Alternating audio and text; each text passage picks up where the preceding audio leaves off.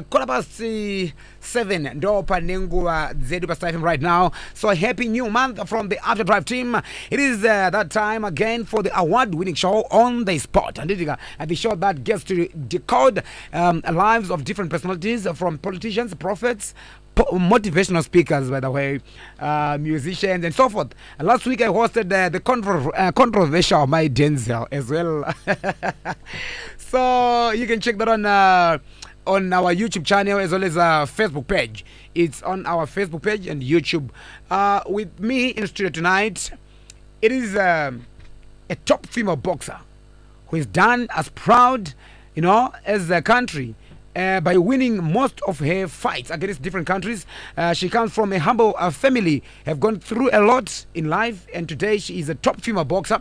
So quite an interesting story of her life. She'll be unpicking it all, everything from her upbringing and life as a boxer. Born Kudakwashe Chiwandire is Tech Money. So happy new month, Kuda. How are you?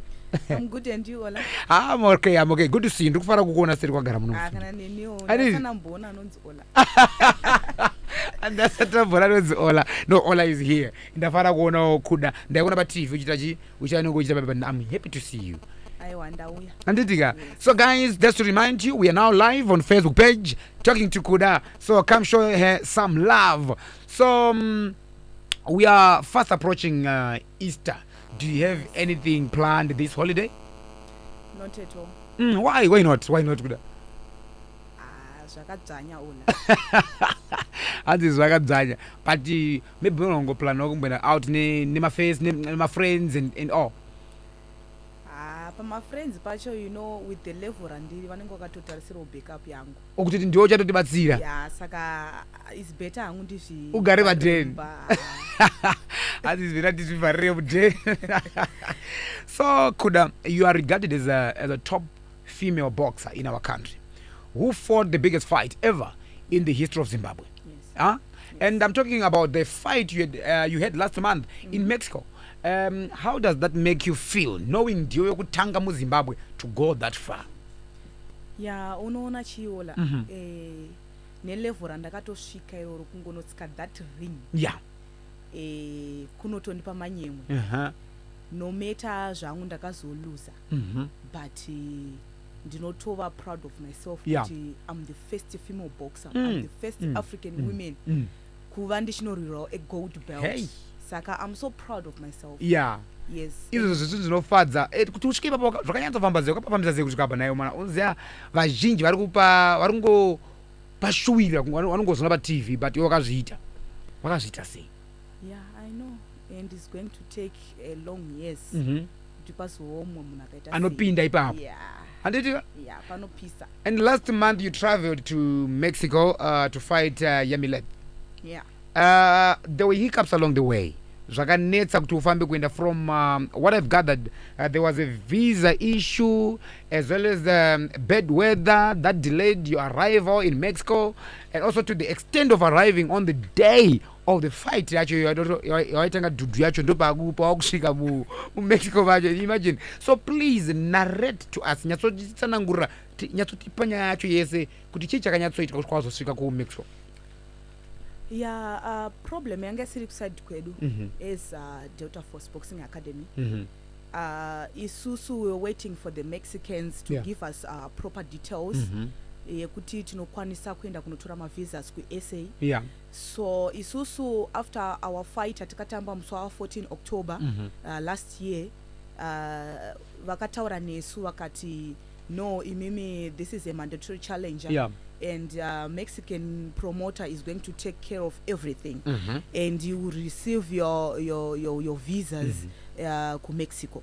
So we were just relaxed. We were doing our trainings, and so last minute, Dopa Wakatotiti, no guys, we are not going to do the visas for you. Oh. So you have to go to SA. Muneta visa muriko. Muneta ma visas. Hey. So shino chekudzwa last minute zvachinoita, and because we were not planned. Atinanga chatatika plana. Takazotokwanisa kuhasila kuti tiwane mari yekuti tikwanise kutokwira bhazi not kuti tiende nendege. Makwira bus to South Africa. Exactly. Hey, And hey, we had 2 days, and that was the week of the fight.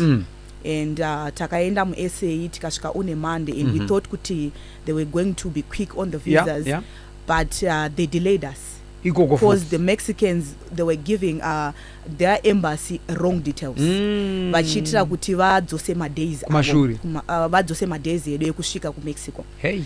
So we were delayed. Also, it was like sabotage. Yeah, it was from the Mexicans. Sabotage, yes, because isusu pa contract redu takanga takakumbira 6 days before fight. Yeah. And vakaramba vakati no, we give you 4 days. 4 days. And those 4 days adzina kutokwana because of their delaying. Oh yeah. So mu South Africa takasvika on a Monday. We thought that our visas are going to be ready on Monday. Yeah. But no, they delayed us up to Wednesday. Exactly. So that Wednesday ndo patakatozokwira kuenda ku Mexico, and then anga siri direct flight. Wakatendirira tainosvika Netherlands. Why maenda neku Netherlands? Ndo mabhukira vanga vakaita because vaiti direct flight inovadhurira. Okay. Exactly. So I not delay a foot. Exactly. And vaitoda futi anot delay so that time yedu yatinosvika isusu tinenge takarohwa kudara. Vanava so. Yeah, so then I went via Netherlands and Mexico City. From Mexico City to Chihuahua. Their venue, yes. So pawakasvika zvakanyatso sei vanhu wakatosvikira kugame here o makasvika muchimbo prepare makaita chii muchisvika? Ola zvimwe zvacho zvinotorwadza in fact, but unenge uri munhu ane chido. Yeah, true. Tichingo arrive Mexico City, they were waiting for us. Vachitaura kuti no, imi muri kufanira kutotsika skeo. Ola wakambotiwo uchisvika panzvimbo yekuti unyatsozoti no, inini ndane mazuva ndisiri kana kutombotora shower. Exactly. Pasi zvinhu zvasina kumira mushe, and I had to freshen up ndichito so.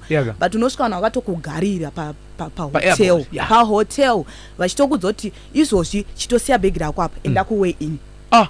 And coach wangu akatozviramba akati no, azviite zvamakutoita. Exactly. Give us a room first. Yes, she has to freshen up. Exactly. And then change the clothes. No, zvatingori. Of course. Taita unge ma street kids. Hajira ma street kids. What was the hustle? Anga mazuva angawanda. Mazuva angawanda. So vakazozvinzwisa here manje kuti mimi aiwa no, vanofana kupa time yekuti freshen up then. They give us 5 minutes. Only 5 minutes, and we went to the rooms, freshen up, and then we came back for the weigh-in, because weigh-in I got on Friday, and we were not there. So I did the weigh-in on the same day of the fight. Yeah. So after that, what happened? After that, Ola, isusu no wanzoti kana tapedza kutsika skero tinodawo heavy food. Exactly. Because unongo chireduce aka unongoda kudzoka power. Hey, food yacho ola aidyike wangu kwenda ndakaona zvisingaonekwi. Kochi I don't know, mabikira ava vanongoitawo, and with the way atinongobikawo kuno zvakatosiyana. You know, we are Africans. Wakadya chii? Ola ndakatozotsvagirwa machips ndo chikafu chekuti ndaitozivawo ikoko chimwe chisangwazi kuchidzwisisa ndikati ndodya nyoka panapa. Kudasati dara akatodya nyoka panapa zvazvakaoma. Ola ndakatamba nenzara, but I told myself kuti no, brain dzangu ndo dzinondiudza kuti ndakaneta, ndo dzinondiudza kuti ndine jet lag, ndo dzinondiudza kuti handisi kukwanisa kutamba fight. And I told myself kuti no, I came here for the fight. And nyangwe my days andasvika apera, but no, I have to prove myself kuti dai zvanga zviri kunzi ndapuwa my days akakwana ndaikwanisa kutotamba nchiwina show. But I told myself kuti chinhu ndikushida, so I have to fight that very same day. And ndakachimhanya Ola. Ndakachimhanya. Unfortunately kana wawinone mapoints pane pakaipa because home decision yakandikwadza. Home ground yakakwadza again. Saka ndandisingababudi. So I'd like to think that profession, I mean, as a professional boxer, you cannot go ahead with the fight 12 hours on our arrival because number one, hauna kana kuona enough rest, like you're saying, no training, no face off, etc. Why did you go ahead with the game? Nyaya yanga iripo yanga rekuti isusu takaenda chiti toda kunotamba. so isusu ndofungwa dzedu dzatinadzo Yeah. and also ma-Mexican promoter na promoter wedu isusu Yes. vakanga vataurirana kuti no imimi you can change the date moisa regular munoda exactly but kana makudaro moziya kuti takuchisangana pakati pakubhadhara to host the fight and you know Ola like last time pandakahostirwa fight yangu muno muZimbabwe we took months kuti that thing chiti happen zvino zvainetsa Ola and isusu takagara pasi as Delta Force tikati no guys chinofanira kuitika chinhu chikaichi ngatingoitei because we are already here saka ngatingoitei basa redu ratafambira we trained well and we did all well and ndakasvika ndiri muweight saka saka ngatitambe chekumirira hapana because tikada kuti titi mazuva ngaawedzerwe and also we know kuti we have struggled to come here saka chamakachika kuzowedzera mamwe days ekuti because mari manje one mari Ola taiziya kuti no one is going to fund us that money and also isusu vacho tinenge tiri pai tichidyei tiri pai expenses again Ola and you lost the game, but from your opinion do you think these challenges that you came across might have contributed, or I mean your opponent was that good? Yeah, she was good. You know, Munane experience, she fought so many fights, world class. So asimunhu wekuti ndinga underrate but nekuzivawo kuti inino nditoripo ndichoro nechipawa exactly ndine chitozviti inini neno ndiripo nditoripo ndikutoda but ma-challenges haana kucontribute futi mukukanganisa kuenderwa kwayo akacontribute because you know we went by bus and kuSouth Africa 2 days uri mubhazi makumbo aizvimba and kutsika kwacho kwangu singatode but nemunhu anenge achizvishingisa kuti no inini ndikutoda chinhu ndoda kubhilievisa vanhu and unoradza kakushinga so but those challenges have contributed a lot. But ndoda kuti ndinzwise kubva kwauri Kuda, because ma-followers ako ma-fans ako they are all watching you right now on Facebook vari kukuteerera paradio. What have you learned from this situation? Chandadzidza on this situation Ola zvinhu zvakawanda zvekuti ndikada kutsanangura tikunosvika mangwana but chandinongoona kuti tinokwanisa kubatsirana kuti zvinhu zviende kumberi especially in sport sport yedu yakati derere especially pakubatsirana yakati derere cause this thing net this level randave is no longer a Delta Force thing now chachinhu chenyika chachinhu cheAfrica saka isusu as Delta Force tine pedu patakagumira kuti tokwanisa kuzvifanda kusvika apa and then we reached the high level iroro rakuda nyika kuti tibatsire because wherever I am fighting my belts aya green aya ndinenge chitoda support yenyika and ndinenge chisimudzira nyika and flag inenge iripo kumashure kwangu Zimbabwean flag saka imagine ndichiti Zimbabwean flag iri kumashure kwangu ndichiziva kuti no one ari kundibatsira kuZimbabwe kwacho unoziya unongoitawo hako as kuti ibasa rako but deep down ndinenge chitorwadziwa kuti no inini I told myself kuti ndoda kusumudzira nyika yangu through soccer not boxing through soccer and ndo chave chishwiro changu but now ndasumudzirawo nyika yangu through boxing and that was my passion saka chinhu chekuti ndinonzwa kutofara pandiri inini and zvinoita kuti nini ndirambe ndichida kuenda kumberi chisimudzira nyika yangu but with the way iri kuitika zvino Ola I don't wanna lie hapana kwatiri kuenda nesport kana tichitoenda tikutoenda isusu nemhuri dzedu kwete kuti kwete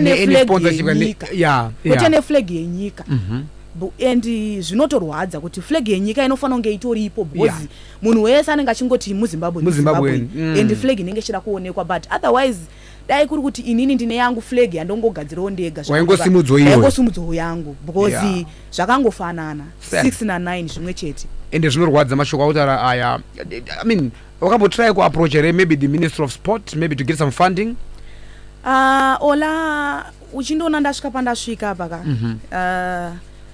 hapana patisina kugogodza kuti tibatsirei hapana pasina kugogodza as Delta Force Boxing Academy tingataurise zvakawanda but chokwadi chiripo ndechekuti hapana ari kucheuka. Ndo chokwadi hapana atombori nebasa nazvo kuti wazonzi kuenda kupi kana kupi kana whatever zvauri kuita ita wega zvimiririre because ndiwo uri kuzviita.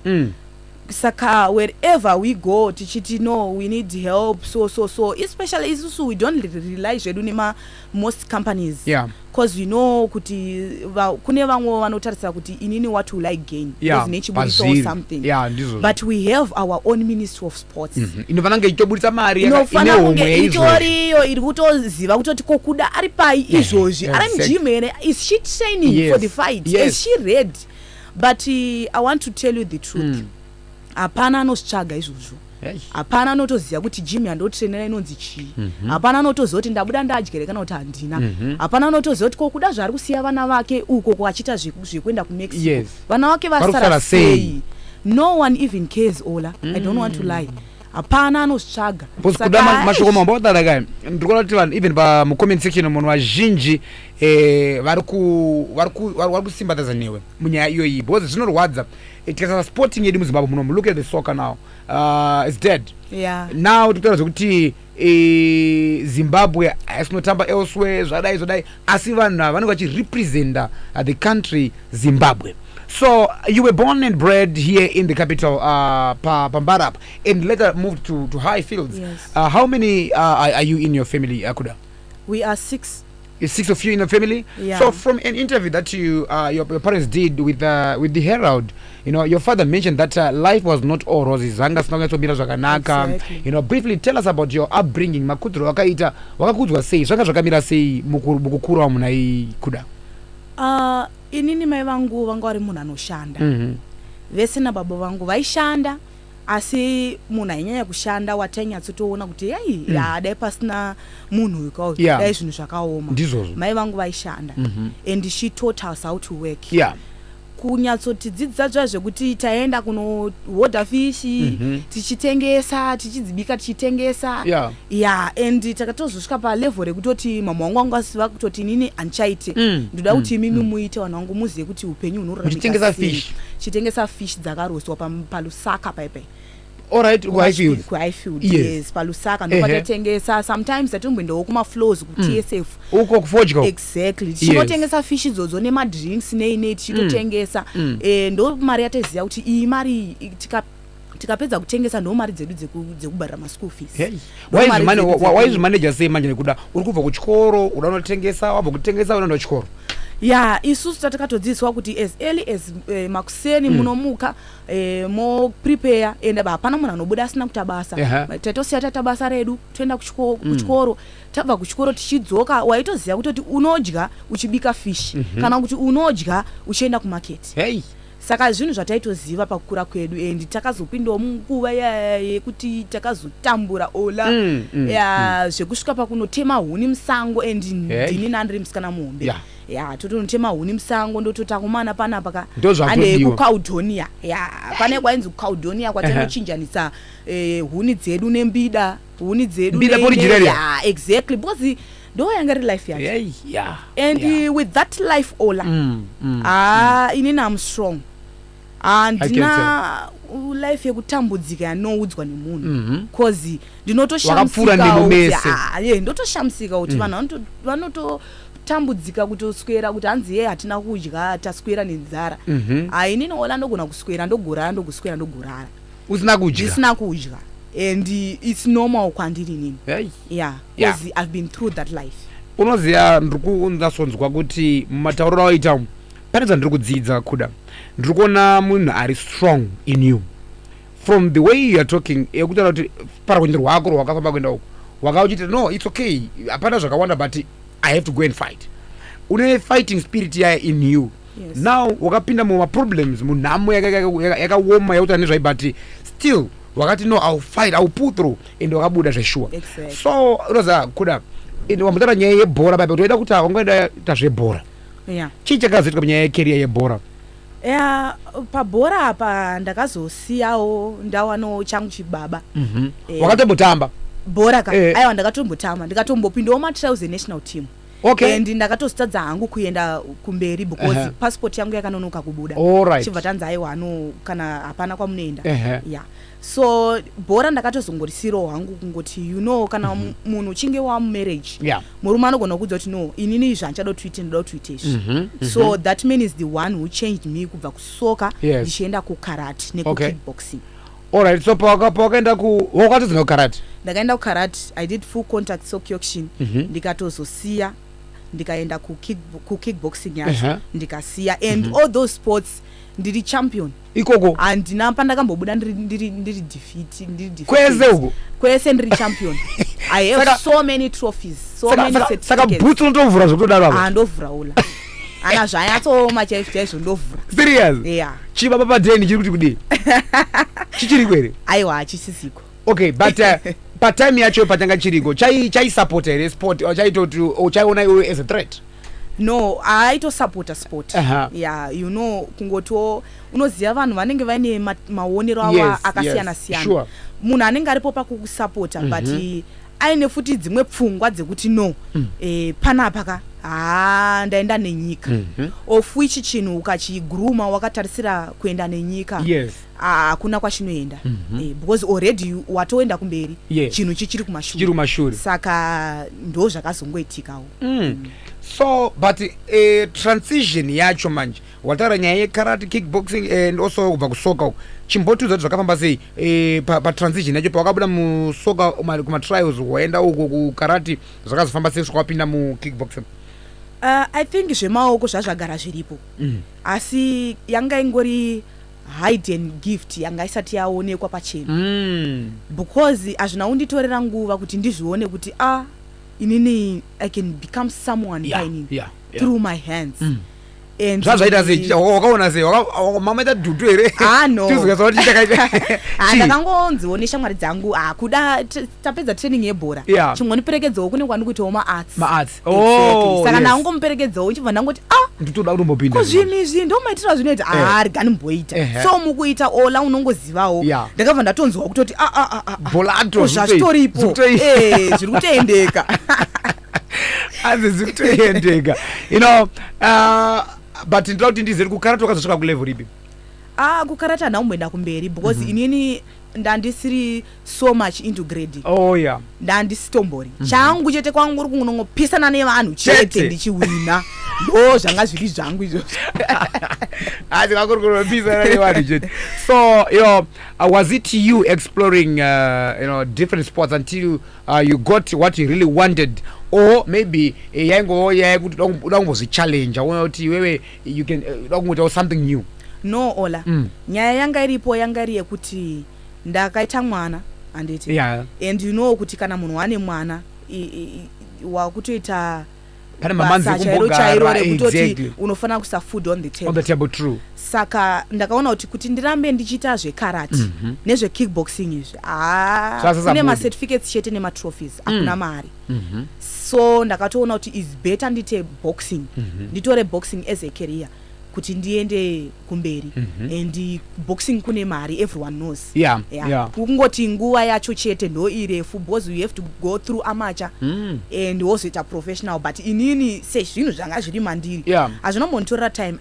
I fought only 3 amateur fights. And I turned professional. Wow. I think zviri mauri chipo chiri mauri chipo twangotenda mwari chipo uri chipo chedu Rosia.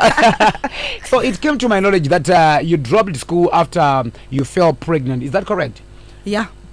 Wakazoita sei after that? Wakazodzokerera wakazoti ngandingosiyana nazvo? Inini zvekuchikoro izvo inini hangu to be honest olaka ndangasingadi. Wakati haakana? Ndasingadi because ndaitomeka sure kuti ndinotorovha ndarwara. Ende kurwara kwacho ndekokutonyepera ndisingada kutoita basa pamba. Otherwise kuchikoro ndaendera zvesport ndaimhanya Ola. Kuchikoro koko my way ndaijamba hakuna indikunda pachikoro pangu. Inini ndakatopuwa best student musport, a trophy yandakatopuwa pachikoro kuti without you tasingatombozoti kunzoko kunosvikika sei. Yes, but ini ndasvitsa kujamba high jump norola ma triple jump zvichiri imwe here but I don't know nekukura kwandaita zvofana kunge zvapera but that kubva kwaobva kweso but I understand what you're saying but pane mashoko anotaurwa nevabereki atinonzwa exactly vanenge vachikurudzira kuti mwana ngaende anodzidza mwana ngaende anodzidza kuti uve successful but with this new curriculum iriko these days iri kuti identify zvinogonekwa nemwana kwakumupusha more like wamwe vari kuenderawo chikoro for sport yautaura nezvayoyoyo vamwe vachienderawo mabhuku academic vamwe vari ari gifted munyadzima academics umwe ari gifted in this area so unotiwo kudii nevabereki vanenge vachiti aiwa inini mwana wangu ngaende aende kuchikoro akatofoira ngaadzokorodze yeti pamwe unenge uri gifted in sport sure ndikutoona vabereki vazhinji vari kutodaro ona kuti vana ngavaende kuchikoro ngavaende vanodzidza and they will be forcing vana kuti verenga ende unoverenga knowing kuti haasi kugona kana asi kugona tsvagai chinogona mwana unoona zvinoita varungu ola vanoita cash them young kana atoziva kuti mwana wangu no anofarira marori mwana iye akutoendeswa kudriving school yemarori kana achifarira bhora akutoendeswa kubhora every day anotoendeswa kuground mati isusu manje mazimbabweans aminoti takasikoo sei zvakasiyana munhu anofunga kuti bhuku ndo kuti mwana wane upenyu kune vakawanda ola vari mumastreets vari kutengesa maairtime vari kumhanya mumastreets vamwe vacho hati kutotengera isusu madofo uri kunzwisisa but vane madhigiri vakaisa mumba saka hazvi kushandei is better muone kuti mwana anogonei and then you support mwana iye pane zvaanogona kana riri bhora momusapota momupa every need yaanoda kuti aende mberi we know hedu kuti muno muzimbabwe inenge ichinzi ndezvake but imimi sevabereki mangwana mwana iyeye ndiye anotozokuchengetai achengete nyika ato superstar exactly we put on a marvelous Nakamba in the UK vari kuchimhanya ikoko in the Premier League vakazobuda akunikidzwa but still you know aritosimudza the flag high yeZimbabwe and also the family also saka vabereki vanofana kunzwisisa kuti tarenda remwana rinoda kuonekwa achiri mudiki and even ati kurei but muchiona kuti kumabhuku haako tsvagai zvaanogona because isusu tiri pano now we are all champions but I've never dreamed of that ndichikura ndaitongoti ndikutombotamba bhora chete bhora ndo randaida but now see ndatoba zvichirimeri uchikumboenda kusession yaita kwabangozosiya kubhora kana ndikatoda ola kandogona kuenda kunonorova ndogona kutonorova zvekudaro zvekutodaro so given a chance ungadzokerera unojoina team yema-Mighty Warriors ola zvinhu zvacho zvikungonetsa izvi asi pakangonziwa mukana uripo wekuti ndikwanisewo kupinda aiwa ndopinda and I will showcase my talent yes and in all this how supportive were your parents before and now patapara nyaya yekutsigira chipo chemwana vabereki vako vanga vaisapota kusvika papi inini vabereki vangu vaindisapota kubhora kubaba wangu aitomeka sure kuti mashooters ndinawo vaitonotsvagira jezi and after I gave birth to my child my first born and baba wangu akatonditsvagira mashooters neni vakatidzokera time dzokera because you never know kuti unobuda uri pai yes and vanondisapota even now they make sure vana vangu vanochengeta mukuoma mukurwadza zvakadaro ola they make sure kuti vana ivavo vachengetedzeka yes and I heard that from from karate you proceeded to working as a hairdresser. Yes. I must say you are one talented woman, Kuda, and we applaud you for that. You know what? Because the hairdresser wakazopinda sei. Hairdressing ndaiti ndiri kuchikoro ndichiri kuprimary. Ndaiti kana yakwana break time ndaenda ndonoruka mauswa. Yes, ndaenda ndonoruka mauswa. So ndinongo chingotowo kutamba. And then mningi mama wangu ndiye akazviona kuti no mwana uyu anogona kugona kuruka. So she's the one akanditora, unfortunately she passed away. Okay. Ndo vakanditora vakanditi no mwanangu uyo ndiruke. And ndakavaruka vakatoshamisa kuti zvonotogona saka ndichazopota hangu chikudzidzisa mbichana and you know after I got married unongoziva zvinhu zvinomboti kakuomei so and ndakatangawo kuradzawo vanhu kuti ndogonawo kudi kuruka and ndakatoitawo vanhu vakawanda vandakaruka musoro and after I gave birth to my twins ndakatombosiya boxing that time ndikatanga kuita hairdressing pakopa kabhana Serious? Ndichitotauta hometown. Chitoruka erasikana uchimbotuka uchita sei. Unzi mukona ndakafutwa nokuruka here. Ndakafutwa nokuruka mutoni here, ndakafutwa nokuruka newe here. But I've never gave up. Ndakangoramba ndichingoshingirira, Yeah. Up to an extent yekuti ndakazotorwawo neDelta Force. Kati no, you have a talent. Yes. Don't give up soon. So come club. How long have you been a boxer so? I started this 2014. Yeah. 2014? Yeah. Uchingori kuchimanya? Yeah, ndaichimanya. Wow. So what does it take, for one to be called a good boxer? Yeah, it takes kana une musoro wakaoma unogona kutora kana 2 to 3 years because unengochinzi chimbotamba amateur fights kuti unzwisise kuti what is boxing, yeah. And uchionekwawo kuti iwewo wacho uri kuda here because kune mwe munhu kuti akangopuwa one fight akutorova even training exactly. Saka they will give you time, maybe 3 years or so. It depends nekuti uri ku understand say. But kune munhu ari quick pakufunga azvimbotore eye iyoyo unenge watotamba maybe 8 or 10 amateur fights. Wow. Kana uchigona wakutonzi the next year chitena pro. All right, nice. So per day train how many hours? I trained 2 hours a day, but 3 times a day. 3 times a day? Yes. 3 times 3 times morning, maskat, afternoon, evening. Wow. Yes. Yeah, saka paneki bajifiwa ndo. Paneki ola. Every day. Every day. Kana dziri 3 months is 3 months chidaro. Tinozoreduce takuona kuti no ene zvikwasara 2 weeks towards the fight. Is there a diet that you're supposed to take or to follow? Ola muno muZimbabwe unongozivawo isusu indikasatodya sadza kana kujingu acho ndakutorowa because ndo chinhu one chinondipa power. But kune mamwe dietitians atinombonotorawo kana towards the fight, and also tichitarisa nelevel ratave. Level ratave rakutoda madietitian anotiudza kuti take this and vanogona kungondiudza kuti for 3 days chimbotora if chimboona kuti body yako and power rako riri kuramba riri maintained. Because pane pamwe kuti unonditi idya lettuce day and night ndobuda mabhonzo ndototadza kana kutrena kwacho saka zvibude saka tinoita tichiona kuti zvinhu zvacho zvekufamba sei, right? So unomboita here ma-injuries paunoita fight yako? Exactly, ndotoita ma-injuries but chinhu chandisingete injury iface. Auita injury face? Why? Ola ndonjenga ola ndonjenga zokudaro chichiuya zondoti aichindoka aiwa ndonjenga ndingarowe zvimwe zvese asi face ayoite aiwa hausati wambira injury kuface. Aiwa nsati even after fight ndawina munhu anotobvunza kuti iwo ungochitamba fight here ndiwakatamba fight here azvioneke ola. Why? One ndonjenga plus 2 kana tiri mugym chiprepare for a fight ndinotamba masparings angu nevanhu vechikomana. Vakomana ndo vandoda because they push me more. All right. Exactly. Depending nevaskana some of them they are less. Saka vana chavanonibatsira nacho. Saka ndotoda varume kuti tonyatsorovana chaizvo and ndinonyatsozoti if I take a punch yemunhu wemurume kana iri yemukadzi I don't fear. All right, ndozoti ilight. Saka it's an advantage. But why then do you do it zvichikwadza naikuda?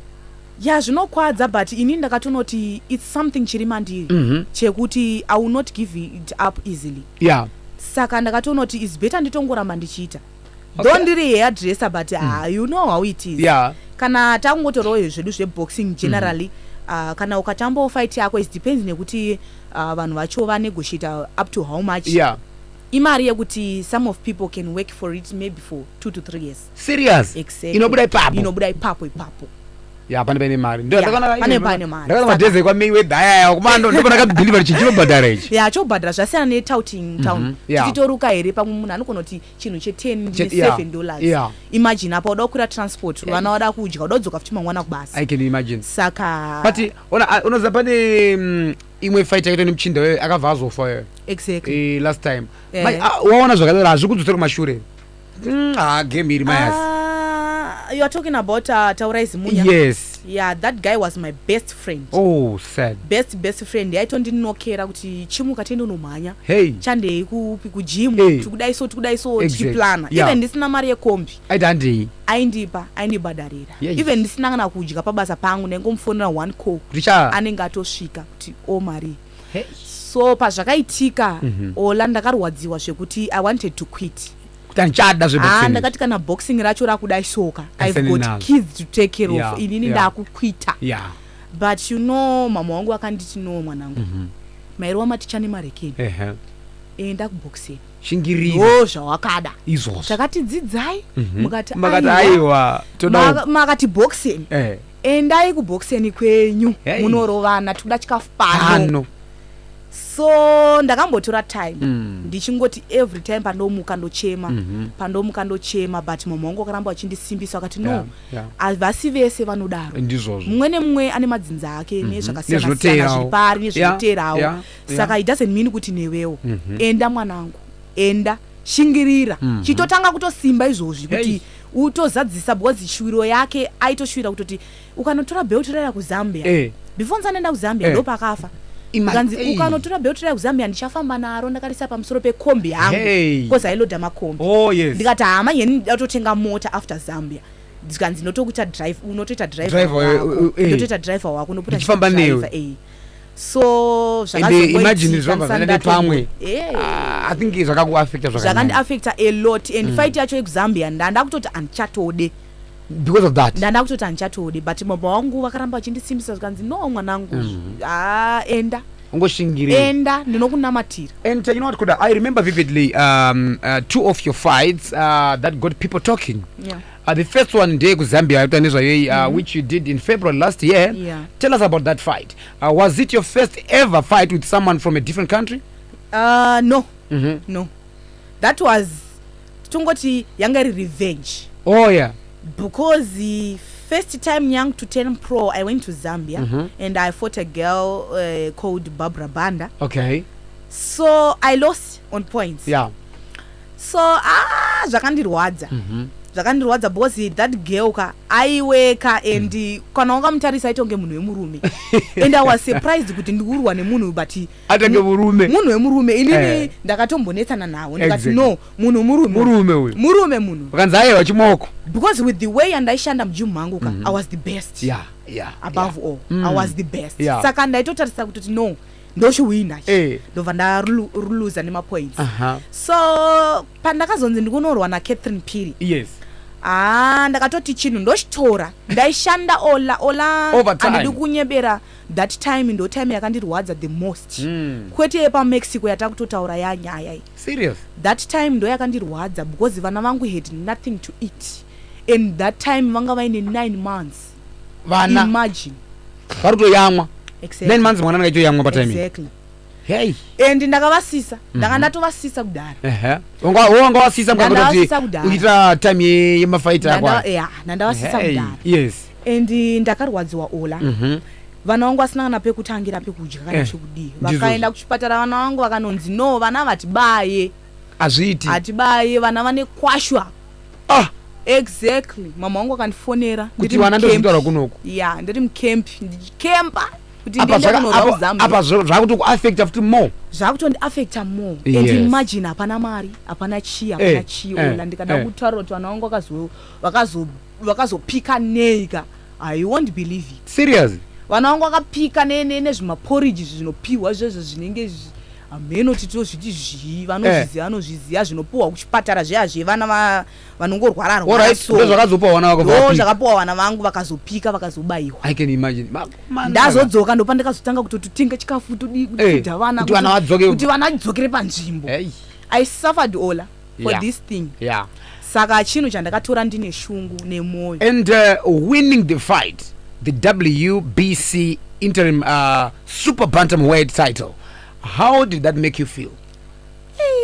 Ola kuti nditi that day andakuzvibelieve kuti ndachigwina because maitiro acho aitwa pakona pangu olaka aive mufaro bedzi because ndaingoti kungonogara pakona so after one round zvikanzi tawina ndadzoka kechi2 zvikanzi tawina kechi3 tawina ndikutona yesu tikutongonzi ndikutoka muchinzvinzi last round zvikanzi enda unoita zvaunoda tawina kudhara alright ola unoziva ndakaita zvese ipapo hapana chanisina kuita that last round right ndakaita zvese and maresults achitaurwa so unanimous kuratidza kuti ndakarova munhu wangu zviri clean and smart pasina chichemo kana munhu wangu inini aitoratidza kuti arohwa zveshuwa asi inini ndichitonge ndisina kana zvandaita kana kungonga usiri muring kutonge ndasiri muring ola and mangwana acho ndopandakatowingwa namanager wangu zvichinzi iwe muka wakatorara tawina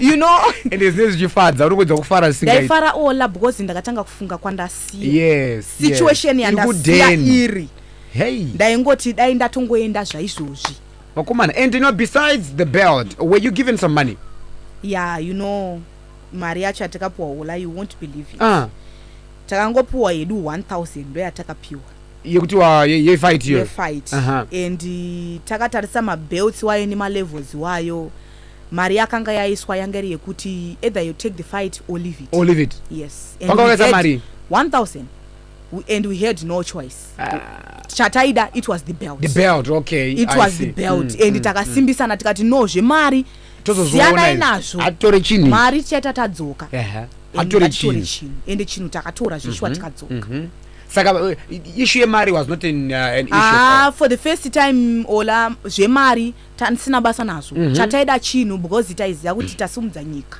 Well done, Kuda. I'm super proud of you, and I'm happy, you know, for you. And you are, you know, making us proud. Thank you. And in April last year, you met the president at the State House. Yes. You know, how was the experience for you? Zvakandinakidza. Zvakandinakidza hangu asi that excitement kakazenge kangololo. Why? Because time yacho yange yareba. All right. Because you know munhu unongochifunga kuti sezvo uriwe the first female boxer, yeah. the first female and the first boxer to grab the WBC belt. Yeah. Ndaifunga kuti zvinhu zvangu zvaingota mutserendende ola uchitobva kuairport wakatonanga ndichodaiso but I had to go through more interviews kuti ndizozikanwa kuti kune munhu uyitika mudaidzei and asizo zvinhu zvanandakatarisira and same applies pandakadefenda belt rangu zvinhu zvakangoendawo nepazvakaenda napo and we don't have to complain, we don't have to be cry babies because we all know kuti ndo zviripo ndo zviri kuitika saka hapana machinjiro atinozviita. So was there ever a point in your life Kuda yekuti wewe you imagined uchisangana na president? Zvinhu zvakandifadza and munhu akafarisisa kufura inini ndi baba vangu. Why? Baba vangu akabva ati mwana uya kutoita shake hand na president. Wasimudzira dzinza. Baba vangu akabva wafara but I was so excited because baba vangu aripo. It shows kuti unongochingoramba uchikurudzirwa uchionekwa and nevakawanda wanda saka ndo the same thing zvatinongoshuvirawo even support. That's very true. The other fight was in October Kuda, last year where you fought Zelina, a Mexican, at the HICC. You did us proud and won. And I understand you were given about 20,000 each US dollars. That's true? 20,000. And many times munhu anta mbirika nemari and failed to invest in anything. You know, chiri tangible. Abato chine icho. Ozopepuka bato papa ya mari yapera and it will be too late. So did you make invest in anything? No, I didn't invest all. You know, unonzi natsakwa wabva kwaunoenda usiku. Chinhu chandirotoshuwira handisati ndapedza because ndichiri kutoda pamba pandaigara pamba pasiri bobo nelevel ndakutasiwo nelevel nembiri yanechipuhwa nevanhu ndakaona kuti no even kana vana vangu vanofanirawo kubudo panotaridzika panga pari pamba pamai vangu ndipamamumuzi wako kuhaifiriziko DZ extension kwatakazowana stand so mari iyoyo ndo mari yandakatoshandisa kuto renovate kurinovheta kuita sei kuvaka sofa pandasira hangu zvakuonekera ola zvekuti kana ndikasvikoka ndichiti ndasvika pamba pangu handichanyara handichanyara even vana vanguwo zvanani yes zvanani and ndandakatarisira kuti kana wabata mari unobva wafunga kuti ndikaita ichi neichi ndobva ndapedza. You know what happened? I was promised so many things but zvinhu zvangu hazvina kuuya. Zvakapromiswa zvacho nothing came out. Who promised you? Ola. Yes, in individuals or companies or what? Yeah, kune ma individuals akapromisawo. Yeah. Kozoitawo ku ministry. Yeah, wakapromiswa. Ndakapromiswa Ola pamberi penyika. And I thought kuti maybe ndichabatsirikanawo pamari idzodzo. Yes.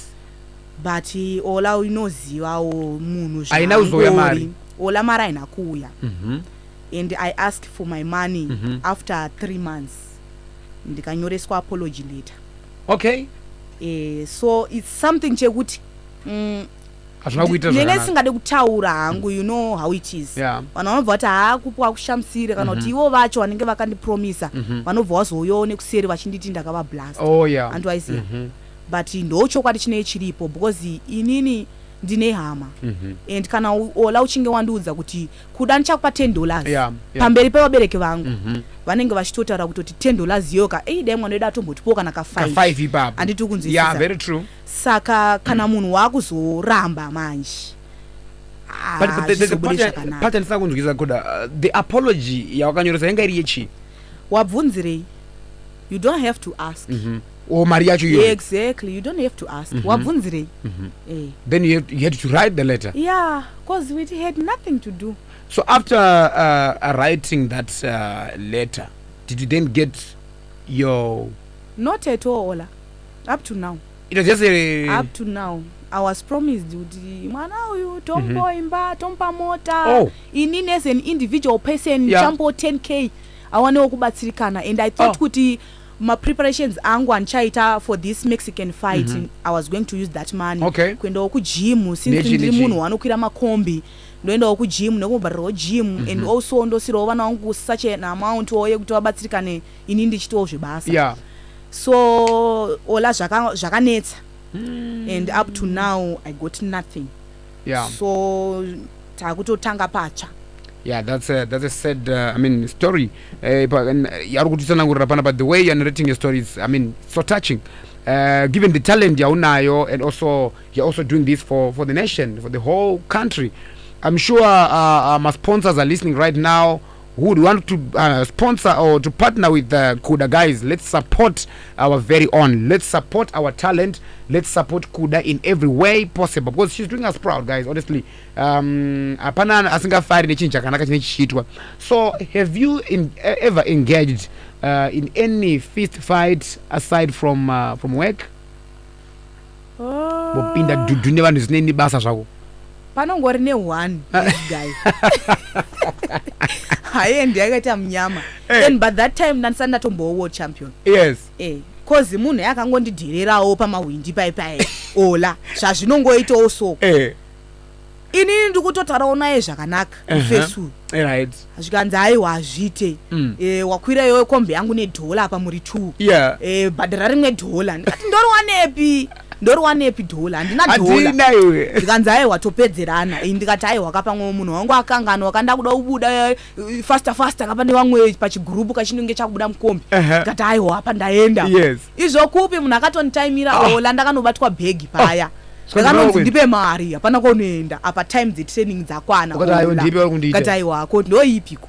Mwandati plus iwe unondiziva vanhu vese vepanapa makumawindi ese anondiketa even kana dai iri mari ka chero mangwana ndogona kukupa because muri vangu vechi areas munhu Ola I thought it was his first time kurenga mu desert extension anga singanyatsondizive but kune vaindiziva kwakatomudza kuti aiwa siya munhu ade abaye akati aiwa no ndoda mari Ola akanoda kunditi chifight paya ndakanonzvenga Ola ndakanomdzorera Ola vanhu vakazongoona munhu ari pasi zvikanzi tambo wokutaurira kuti uyu mukadzi uyu ane mhepo munhu aumburuka munhu aumburuka ini ndakatobereka bhegi ndakatoenda aunocheuka ukandomirire zvako ndapedza ndapunyuka saka but right now vanhu vanotokutya kama even mastreets uku now vanhu vanondipa that respect you know yeah. ndo chinhu chanongofarira pane mafanzi angu ese anondisupport yeah. kune vamwewo havo mandururani vaya vanenge vachiti tisu yeah. but now chinhu chandinoziva ola nenguva yatiri nei madrugs awandisa handiti unorova munhu akafa ola yeah, very true. Life yatikurarama isusu pachezvedu tikutotadzawo kurarama and chiimagina kana uchinge wazouraya munhu saka vanhu vaive kuti unongopira gotsi nyange akakutuka nezvinengei ungoti aiwa abo uchitoenda asi kune vangu vanondiziva they give me respect vanotondidaidza take money bo here aiwa vangu vanondida aiwa vangu vanozviziva. So iwewe une vana vako 3 actually. Yes. How has been motherhood so far? Ola ndikautorota ndichadiwe nevana ka nogona kuzviramba auchadiwe nevana especially kam twin boy ndikasvika so ndavashanyira anotiza over radho. Why? Over ati handidi kuindawo anofunga kuti ndienda uya kuzomutora. Achade nini akuda gogo vake. Gogo ajara gogo.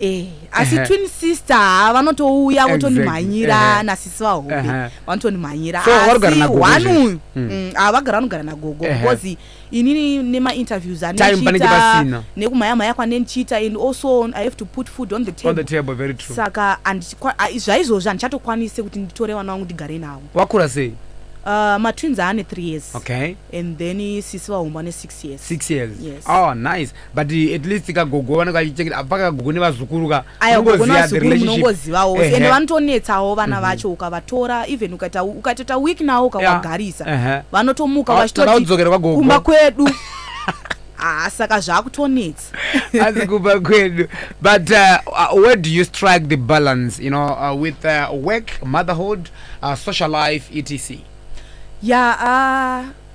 Inini ndingori munhu yaya wekuti kana ndada kuita chinhu ndinoita ene ndiri munhu yaya anekanenge ka discipline hakusi kuzvipembedza but ndozvandiri kana ndati ndikuita zvebusiness ndinoita business and zvinhu zvakaoma kuti uti uri mai uri kuita zvebasa and also uri kusport zvinhu zvinorema ola like I told you kuti last time mwana wangu akatombotambudzika but ndo zvinoita kuti vararame ndo zvinoita kuti vadye and social life yangu inini handisi munhu yaya anonyanya kupinda muvanhu zvakanyanya ndinyanya kupinda muvanhu kana ndisingatoite zvetraining ndine ndiri muba and handina kwandinoenda mostly ndine ndiri pamba unless kana kwatozoitawo someone wandinototrust kuti anditi ngatiendei kwakati pane kuri kuitwa zvakati maybe maparties or even kumafaro inini ndinoenda kumafaro but it depends nemunhu wandinoenda. You know now life yamazuva ano ola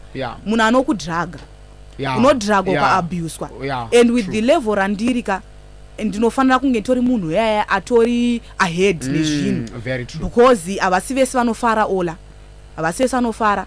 Mumwe anogona kutokuti ndoda kuita dina newe obva atoisa poison ondidhraga you never know what happens. Mumwe anogona kutoti aita dina newe anokutora mapictures apa social media this is my girlfriend you know how it is. Saka iwo utori murima bosi ningo wangu appreciatewo munhu kuti no munhu angofarawo nebasa rangu chirega ndingotiwo tiende hedu kwaroda kundiendesa but zvinogona kukubackfire ola ukatozotadza kuenda kumberi necareer yacho. That's very true. So as it stands, how is the future looking for you as a boxer? Inini future yangu yakachena ola. Yakachena and because I lost on points. Chitori chimwe chinano chandatofamba. Ichocho. Exactly. Chitori chimwe chinano chandafamba and andina chandaluza because I was the challenger. Okay. Yes, I was the challenger. Saka andina chandaluza. Belt rangu ndinaro and ndichiri kutori defender. Nanasi. So were you giving money? Were you paid handsomely? This fight yakazuluze. Ku Mexico, yes, they paid us. Wakakupa mari. Yeah, they paid us. Sasina pressure. Nakana pressure kuti maluza kana kuti maita sei asi mari yako unongopiwa. So that's good news. At least you know. So what is your advice to young people Kuda who want to take boxing as a profession? ya chandongoda kuva advisor ndechekuti kana vachipinda musport ngavasapinde vakatarisira zvakawanda zvinouya urimo musport because unogona kudona ola iwe utori munhu yawe kutotanga chatozosvika pane rimwe level but nenyaya yekuda kuonesesa unodona ola handiboda kunyebera saka chandongoda kuva encourage ndechekuti never give up on anything. That's true. Inini ndine vana 3 and kwandakabva kure and I told you my story kubvira kwandakabva kwese kusvika pandasvika nhasi being a world champion is not easy. You have to sacrifice. Masacrifices andakaita akawanda ola ekuti sometimes ndikazvifunga ndongoweredza musodzi so but handinamboluza hope ndakarama ndakashingira kusvika pandasvika same as chikoro kuchikoro kana udotopasa unotoverenga day and night same as sport kana washinga kana watokuda zveboxing chitomira utoti inini ndatomurume because haisi sport yevakadzi isport yevarume saka wototokurume. A lady called Mastara. Yes, I know. Mama da fight Mastara. Yeah, takatamba. Serious, ndakawina. Takashitamba ndikachiwina. Serious? Okaro mumzi yangu. Usadaro ola. I'm telling you, Mastara, she's my mom. Aiwa ndakashitamba ndikachiwina. Serious? Aiwa ndakachiwina zvakanaka. You know, Mastara island inini ndasanyanyofara zveboxing but island yanyofara boxing because kumba kwawo kwana mumzi yangu, you know, vanhu vanofara zveboxing kwamzara banda. You know, the late. So vaita boxing ana Sekuru Farai, ana Tornadosi, ana you know ana Jerry. You know them all? Yeah, I know them. Ndela coolest yangu. Oh.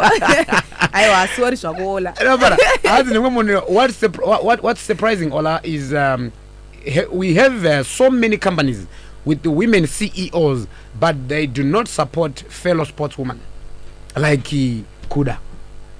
Zvinowanika ola. Zvinowanika like I told you kuti munhu anenge achiti after ndaisa resources angu pane munhu ndinowane you see, but just support, you know, just saka zvinhu zvinotonetsa nowadays kuti munhu anga achibuditsa resources akachitira mumwe munhu zvinhu asina chaanozowana in return. That's very true. Hanzi Olai wandinotenda zvikuru nekutunzira Kuda tafara zvikuru. Hanzi ane makore mangani Kuda? Ini ndine 27 years. 27 years? Yes, I turned 27 on 4 February. Oh nice. Wakadzidza kupi?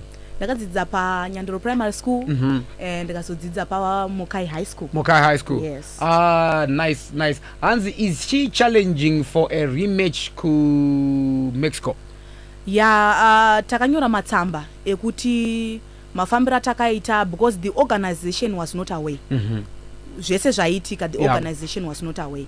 So we wrote them a letter yatakamirira kuti vachatipindurawo for a rematch. Muda rematch inoitwa ku Mexico ikoko? Ola kwakuya andidzokere. Why? Ola unless kana ndichinge patoita ashinga kundipo fundraising zaya tatichataura nezvaya big ola ndogara ndaenda a month before ndijaira nechikafu ola ndibode kunyepera pachikafu apa pakudya apa ola. Are there any matches coming up soon nevateereri vada kuzoya maybe to support your fights? Tichazenge tichingovataurira ola because now schedule yedu yakati mirei mbichana because toda kuona kuti kana tichidzoka for a rematch ndo match yatinenge takatotarisira kuti inogona kuitika very soon. Hanzi, hi Ola, thanks for bringing Kuda on air. We are always behind here. Akim Kwendambairi from Pretoria, South Africa. Hanzi, Kuda dzokera ku Mexico but kutara takura chisaga chako chehupfu. Taurago. Hanzi, Ola, sports yemunomuka yakangooma zvayo haibhadhari rugby chaiyo vana vakaenda muna July ku France nanhasi mara havasati wapiwa zvakadhakwa someone ari kudaro vari futi vanapa. Hanzi, Ola, waita basa. We have got a lot to learn kubva kuna Kuda mashoko ataura. Kuda, you are inspiring. I'm a mom and a musician and I was almost giving up but wandisimbisa. Thank you so much. I like her strong character. You go girl. Hanzi akanyanya Kuda, she's very talented. Munhu Ola magets ndi baba kid vari pa airport. My messages akawanda but your parting remarks Kuda uyezve mashoko ako ku Ministry of Sport ndiyengezvo kudi nekuti hauso wega uri muchallenge yakadai. Inini Olaka ndiri kuda kungotiwo at least dai vangocheukawo especially girl child. You know my problems are anima girl childs apere ola for as long as zvinhu zvichifamba zvichidai. Because aungaudze mwana kuti siya ma drugs and oitei anokubvunza kuti uda kuti ndisiye ma drugs, uda kuti nditei. That's true. And uchiona kuti mwana uyu ane talent but harina anosupport ola. Saka zvinhu zvacho tikungoto dai kuri kuti tanzwikwawo isusuwo zvedu, tanzwikwawo chichemo chedu kuti tokumbirawo rubatsiro. Very true. Because Delta Force ndopa yaguma apa takudawo rubatsiro rwenyika kuti zvinhu zvedu zviende mberi, Zimbabwean flag irambe chikwira kumusoro. That's true. Mashoko mahomba ari kutaura hanzi nemwe muteereri panapa, Ola, is she in a relationship? No. You're not in a relationship? Pamwe pada kuti unonongowana someone. Ola unongoona kuti chine zvimasports zvangu izvi kaizvi zvinonetsa Ola. Inini ndatowo munhu atosetla kuti for now ndofana kuchengeta vana vangu kuti ndine ma-responsibilities akawanda Ola. I told you. And handisati ndatogadzira my own life chaiyo. Saka kuti ndiswere ndichitedzana nema-relationship zvogona kuti netse. Zvotoda anenge akatoshinga chaiyo. Because hande ndichitokudza kuti handina time yacho. For sure. Nditokudza kuti handina time yacho. Because ndinofana kupinda mujimu makusenjidzoka usiku. Saka ndokuwanira kupi? Papi. Aya, ndikaruma wani. Pane pachitopisa. Hanzi mutupo ndiani iko Kuda? Mutupo ndichiyera, munoziya. Chiyelela. Chiyeleleka. Aiwa ndakutuma komangoromera, unotemerwa ere mjana mangoromera because pa fight apa. Inini Ola, I'm pure. Handidi kunyebera chinhu chindakachitanga ndisingatozive kuti it's a talent in me. Saka Ola inini ndiri concentrated. Zvekutoti dai ndakaita zvemabhuku nekunyatsoshingira kwandinoitaka. Andizive kuti ndingadai ndiri papi. Ndizvozvo. Andiite zvemangoromera. Inini ndine pure talent randitori naro, ritori mandiri. Yes. Tinoda kukutenda zvisingaite Kuda. I'm super proud of you. Ndingoti dai Mwari aramba chikuzarurira, and also we are here to support you. The reason why you are sitting on that chair is that we want to give you as much support as we can, as the media as well, so that unowana mukana, and also vari kure vanyatsonzwisa your story. Vanhu vanozongona munhu apa musoro, but they don't know the story behind the success. Exactly. That is why takuunza panapa Kuda. So vanda kuzokubata, probably vanda kukubatsira nefunding, vanda kutaura neve vane zvakare zvoda kubvunza, vanokubata papi? Vanondibata panhamba dzangu because ndo zvisingatonetsi. Panhamba dzangu 0782 342 159. One more time. 0782 342 159. Ndo namba dzangu, and I'm very sorry pane mafans wabo aiti toda kuzomutora Kuda kuairport. But you know toda kugadzisa zvinhu and takatiza zvishuwa kuairport. Makatiza? Aiwa takatiza because you know that's the same thing zvinongoitika. Munhu anoda kuzouya pane chinhu chinenge chaitwa nemunhu kare unzisa. And after ataura zvaanotaura nemapromises aanopa avakwanise kuzomafifira. So pakutiza kwamakaita kuairport mamusingatize mafans but maitiza vanga kupromise. Aiwa tinautiza imi mafans edu. We are very sorry nezvatakaita but we wanted to make things right. We wanted to make things right. Because zviri kutoenderera mberi Ola. And masports ari kutofa takatarisa Ola. Saka tinoda kugadzirisa zvinhu pachiri padhuze. Toda kugadzirisa zvinhu, and this is the chance. And ndonguva yacho shuwa yekuti zvinhu zvigadzirike. Pari wrong pabva patoonekwa kuti no, isusu pari kufira tsoro dzedu ka. Hapasi apa ndeapa pari kufira zvinhu apa. Saka people must know kuti zvinhu zvingazvigadziriswe pachiri nenguva. That's very very powerful Mashoka wataura. So are you on social media? No. I'm on Facebook only. Okay. So what's your Facebook handle? Kudakwashe Chiwandire. Is it your Facebook page? People can follow that one. So you can follow Kuda pa page Kudakwashe Chiwandire. No, follow guys. And let's support Kuda. Let's go and support. Let's go and follow Munwese. And 10,000 likes as an ass chat. And let's give a support as much as we can. And thank you so much, Kuda, for coming. Thank you, Ola. That was the on the spot segment. But after drive, my name is DJ Ola 7 Owen. Away, come down to the Chief AMI show. And also to our viewers, thank you so much for watching. And tichimvera paradio tinokutendai rutsigiro rwenyu.